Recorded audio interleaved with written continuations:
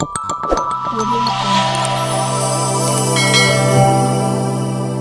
Jungle.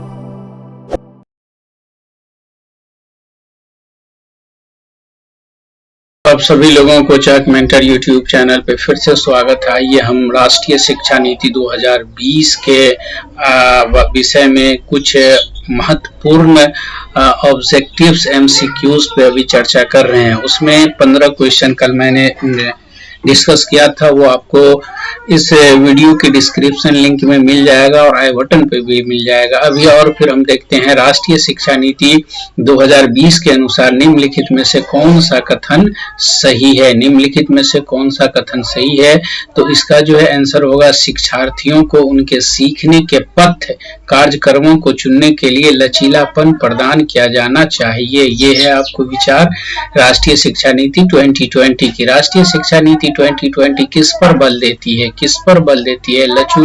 लचीला बहुस्तरीय गति आधारित अधिगम। किस पे बल देती है?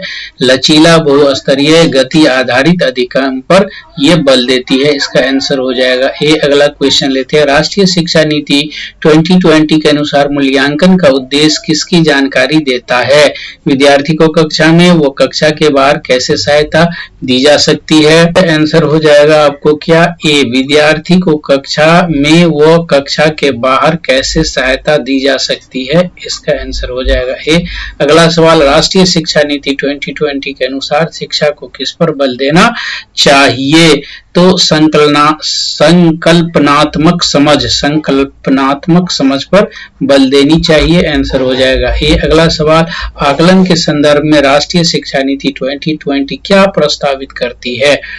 तो विश्लेषण, आलोचनात्मक सोच जैसे उच्च क्रम के कौशल का परीक्षण, इस पे जो है ये प्रस्तावित करती है। अगला सवाल।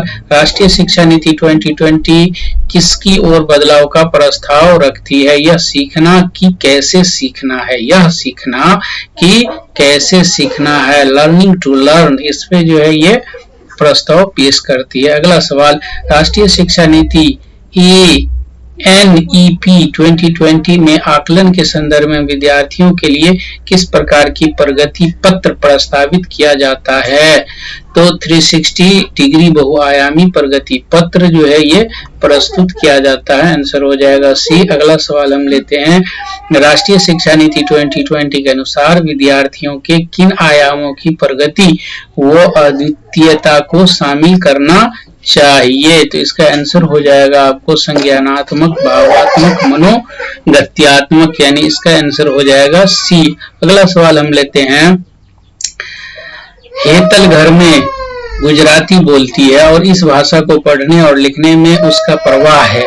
उसके विद्यालय में निर्देश का माध्यम हिंदी है, वह यह भाषा नहीं जानती है। राष्ट्रीय शिक्षा नीति 2020 के अनुसार इस स्थिति में विद्यालय को क्या करना चाहिए? बहुभाषावाद की संस्कृति सृजित करने के लिए सभी बच्चों को एक दूसरे की मातृभाषा का सम्मान करने के लिए कहना चाहिए। यानी चाहे जो भी हो, सबको एक दूसरे के मातृभाषा का सम्मान करना चाहिए। राष्ट्रीय शिक्षा नीति 2020 सुझाती है कि कक्षा अधिगम को पाठ्य पुस्तकों तक सीमित करने के बजाय अधिगम और शिक्षा क्या खोजबीन और समालोचनात्मक चिंतन के विकास पर केंद्रित होनी चाहिए, यानी सी। आंसर हो जाएगा। राष्ट्रीय शिक्षा नीति 2020 किस पर बल देती है? संप्रत्यायी समझ, कॉन्सेप्चुअल अंडरस्टैंडिंग पर, कंसेप्चुअल अंडरस्टैंडिंग पर ये जोर देती है। अगला सवाल हम लेते हैं। राष्ट्रीय शिक्षा नीति 2020 बच्चों के राष्ट्रीय शिक्षा नीति 2020 बच्चों के मूल्यांकन के लिए के समावेश को प्रस्तावित करती है? तो ये हो जाएगा समूह कार्य स्व आकलन। क्या हो जाएगा? समूह कार्य व स्व आकलन। राष्ट्रीय शिक्षा नीति 2020 में निम्नलिखित में से कौन सा प्रावधान नहीं सुझाया गया है? इसका आंसर हो जाएगा ए। प्रत्येक विद्यार्थी की विशिष्ट क्षमताओं को पहचानना और बढ़ावा देना महत्वपूर्ण है। अगला सवाल हम लेते हैं, राष्ट्रीय शिक्षा नीति 2020 किस पर जोर देती है? तो पाठचर्या का लचीलापन इस पे जोर देती है। फ्लेक्सिबिलिटी ऑफ द कैरिकुलम इस पे जोर देती है। एक क्वेश्चन हम और करेंगे, उसके बाद इसे करेंगे समाप्त। राष्ट्रीय शिक्षा नीति 2020 के अनुसार विद्यार्थियों का रिपोर्ट कार्ड जो अभिभावकों को दिया जाएगा वह कैसा होगा? विद्यार्थी की प्रगति व विशिष्टता को प्रतिबिंबित करता हो और reflection of the progress as well as the uniqueness of the student जिसमें शो करता हो, यही का प्रस्ताव पेश करता है राष्ट्रीय शिक्षा नीति 2020। आप सब लोग आए, देखें, इसके लिए आप सभी लोगों को बहुत बहुत धन्यवाद।